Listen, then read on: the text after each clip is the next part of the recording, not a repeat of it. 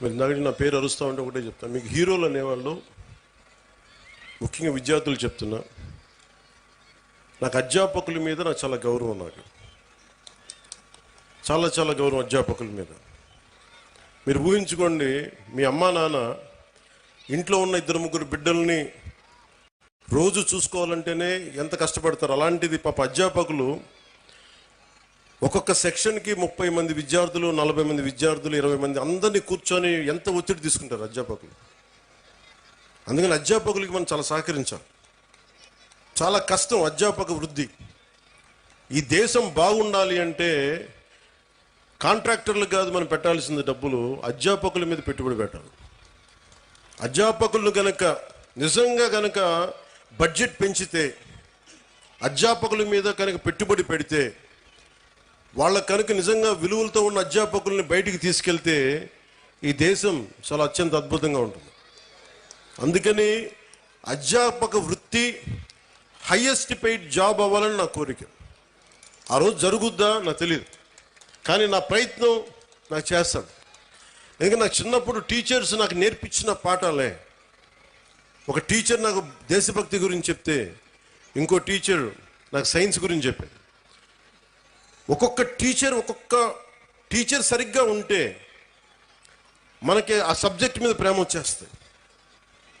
So teachers కూడా నా విన్నపం, నాకు తెలుసు మీకు ఎంత కష్టాలు ఉంటాయో. మీరు నలిగిపోతూ ఉంటారు, పిల్లల్ని చెప్పి అలసిపోయి ఈ పిల్లల్ని కూర్చోబెట్టిలోపు 5 మంది లెగుస్తూ ఉంటారు, మీరు అలసిపోతారు.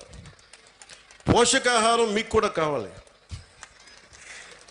నిజంగా నాకు అదే అనిపిస్తుంది. ఎందుకంటే అలసి నేను సభల్లో మాట్లాడుతూ గొంతు అవిసిపోతూ ఉంటుంది నాకు. సో పోషకాహారం పిల్లలకే కాదు, మీకు కూడా కావాలి. మీకు కూడా వైటమిన్ డెఫిషియన్సీ ఉందా, మీకు కూడా ఒకసారి వైటమిన్ డెఫిషియన్సీ ఉంటే విసుగు వచ్చేస్తుంది. సో అది కూడా చూడాలని నేను కోరుకుంటా ఉన్నాను. Highest paid job should be for teachers. ఈ దేశం బాగుండాలి. ఎందుకంటే మీరు సరైన టీచరు ఒక్కళ్ళు దొరికితే దేశం తాలూకు దిశానిర్దేశాన్ని మార్చేస్తారు. నాకు ఒకే ఒక టీచర్ చెప్పాడు, ఎప్పుడు 9th-లోనో 10th-లోనో నాకు తెలుగు పాఠం చెప్పాడు.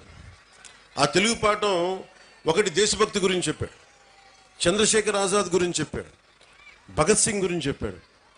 నాకు దేశానికి ఏదైనా చెయ్యాలని ప్రేరణ కలిగింది ఒక 9th-లో 10th-లో ఇచ్చిన ఒక టీచర్. అలాగే ఎప్పుడో 6వ తరగతిలో 8వ తరగతిలో మెడ్రాస్లో చదువుకుంటా ఉంటే చెన్నైలో ఒక టీచర్ చెప్పింది, ఎదుటివాడి కష్టాన్ని దోచేయకు అని ఒక పాఠం. అది డైరెక్ట్గా ఉండదు, కానీ గురం జాషువా గారు రాసింది ఫిరదౌసి పాఠం చెప్పాడు నాకు. మాట ఇచ్చి నా గురించి నువ్వు నా కోసం శ్రమ కూర్చి రాయి అని ఇచ్చిన తర్వాత ఆ రాజు ఫిరదౌసికి డబ్బులు ఇవ్వడం.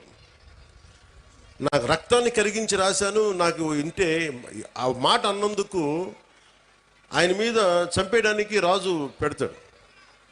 ఆయన తప్పించుకొని తిరుగుతాడు. నాకు ఆ పాఠం నాకు నేర్పించింది ఏంటంటే, ఒకటి గుర్రం జాషువా గారి గొప్పతనం, 2 ఎదుటివాడి కష్టాన్ని మనం దొయ్యకూడదని.